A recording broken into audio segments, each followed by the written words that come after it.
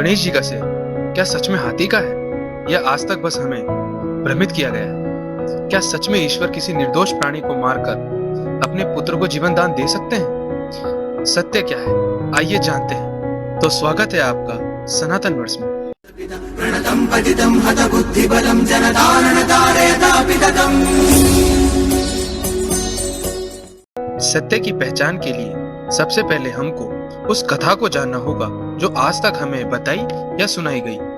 कथा के अनुसार माँ पार्वती ने अपने शरीर पर लगे हल्दी चंदन के लेप व कोशिकाओं द्वारा मिट्टी की मूर्ति में प्राण प्रतिष्ठा की और अपने पुत्र को प्राप्त किया। कुछ समय पश्चात जब वे स्नान घर में स्नान के लिए गई, तब अपने पुत्र को द्वार पर सुरक्षा के लिए खड़ा करके कहा कि कोई मेरी अनुमति के बिना प्रवेश न करे।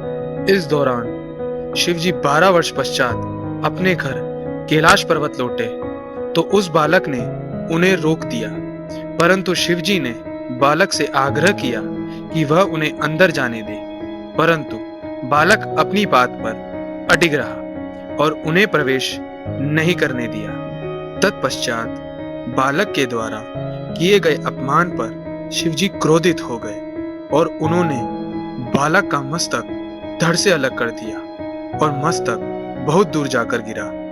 इस घटना के पश्चात माँ पार्वती अपने पुत्र के शव को देखकर गहरे दुख में आ गई और क्रोधित होकर उन्होंने शिवजी को बताया कि वह आपका पुत्र था और उसे पुनः जीवित करने को कहा। यह जानकर शिवजी को बहुत दुख हुआ। तब उन्होंने अपने गणों से कहा कि जाओ, ऐसी माँ के पुत्र का सिर लेकर आओ जिसकी पीठ उसके पुत्र की तरफ हो और वह सो रही हो। कुछ कथाओं में यह भी कहा जाता है कि शिवजी ने कहा कि जाओ, जो पहला पशु दिखे उसका सिर ले आओ, और तब उनके गण जाते हैं और हाथी का सिर ले आते हैं। परंतु आप सोचिए, क्या ईश्वर अपने स्वार्थ के लिए किसी निर्दोष प्राणी के प्राणों का हरण कर सकते हैं, विशेषकर स्वयं पशुपतिनाथ?